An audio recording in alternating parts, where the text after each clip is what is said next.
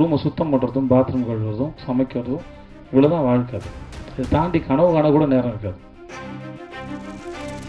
தமிழ் சினிமாவில் தென்மேற்கு பருவக்காற்று மூலம் அறிமுகமாகி பீட்சா மூலம் பிரபலமாகி தற்போது ஹீரோ வில்லன் என இருமுகனாக இந்த சினிமா வரை கலக்கி வருபவர் விஜய் சேதுபதி. விஜய் சேதுபதியின் 50வது படமான மகாராஜா விரைவில் வெளியாக உள்ளது. இந்த படத்தின் ப்ரமோஷனில் தனது நடிப்புக்கு முந்தைய வாழ்க்கை குறித்து அவர் பேசியுள்ளார்.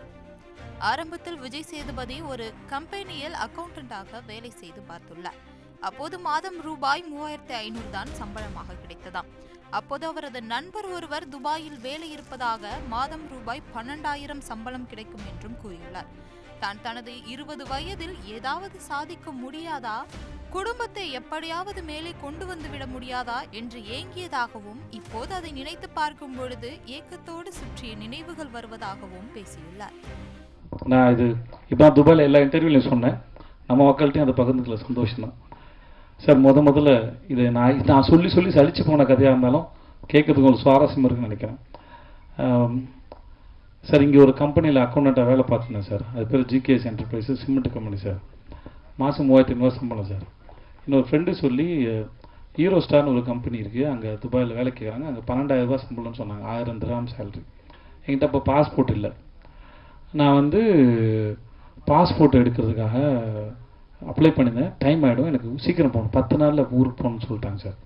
அப்போ நானே என்னோடய degree certificate, ration card, contact certificate எல்லாத்தையும் எடுத்துகிட்டு நேராக கமிஷன் ஆஃபீஸ் போய்ட்டேன். அங்கே ஒரு நல்ல மனுஷன் இருந்தார்.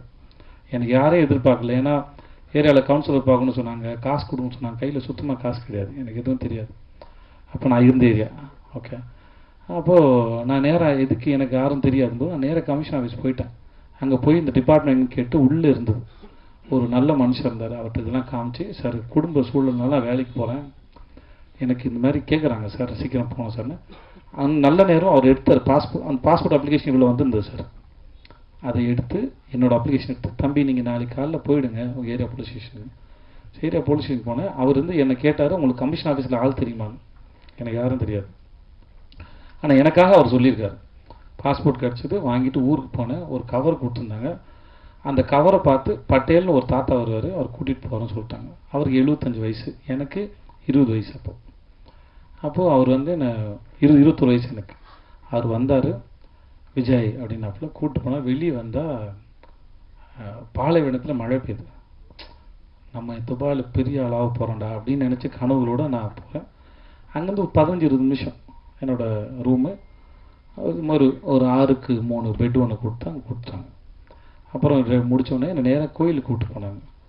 சரி, கோயிலுக்கும் போயிட்டோம், கன்ஃபார்ம் ஆகிடுச்சு நான் பெரிய ஆள் ஆகிறதுன்னு சொல்லிட்டு சாமியை பார்த்து அப்புறமா என்னோடய ஆஃபீஸ் போனேன், முதலாளியை பார்த்தேன்.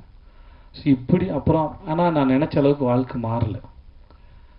அது ஓரளவுக்கு குடும்ப வறுமைக்கு சூழலுக்கு அது வசதியாக இருந்தது. நான் சம்பாரிச்சு போனேன். மாதம் 10,000 அனுப்பிட்டு இருந்தேன் நான். ஆனால் அங்கே சுற்றினேன் இல்லை. இப்போ நான் போகும்போது 3 வருஷமும் படித்து முடித்தோடனே குடும்பம் மேலே கொண்டு வரணும் நினைக்கும். அந்த கனவுகளோட இளமையாக இருந்த காலத்தில் கனவு டெண்டராக இருக்கும். 20 வயசு எல்லாருக்கும் எதையா சாதிக்க மாட்டேன்னு ஒரு கனவு டெண்டராக இருக்கும். அதுதான் ரொம்ப ஆழமாக இருக்கும், ஏக்கம் அதிகமாக இருக்கும். அந்த சமயத்தில் நான் சுற்றின தெருக்கள் துபாயோட தெருக்கள். அங்கே தான் சுற்றிருக்கேன், அங்கே தான் ஏங்கியிருக்கேன். எதையாவது பண்ண மாட்டோமான்னு ஏங்கியிருக்கேன். ஒரு ஆப்கானிஸ்தான் போகிறதுக்கு ஒரு செக்கோஸ்லோவாக்கியா கம்பெனியோட போய் இன்டர்வியூ அட்டன் பண்ணி ஃபஸ்ட் ஒன் செலக்ட் ஆகிட்டேன். அன்றைக்கி எனக்கு சம்பளம் தரதா சொன்னது 75,000 கிடச்சுன்னா அங்கே தான் போயிருப்பேன் நான். என்னோட அதிகம் படித்தவங்களுக்கு அடுத்த ரவுண்டில் நான் ஃபெயிலியர் ஆகிட்டேன், எனக்கு அது கிடைக்கல. ஸோ இப்போ அதுக்கப்புறம் திரும்பி பல வருஷம் கழித்து அந்த இடத்துல இப்படி பார்க்கும்போது நான் அதை எதையுமே பார்க்கல. நான் அங்கே ஏக்கத்தோடு சுற்றினேன். அங்கே ஒரு வெண்டிங் மிஷின் இருக்கும், அந்த காசு போட்டால் தம்ஸ்அப் எடுத்து அந்த கூல்ட்ரிங்க்ஸ் வரலாம். அது வெண்டிங் மிஷின் ஒரு திராம் வச்சு இதை செலவு பண்ணலாமான்னு வேணாமான்னு யோசிச்சுட்ருக்கேன். ஏன்னா அங்கே இருந்து என்ன மாதிரி பல பேரோட நிலைமை அதுதான்.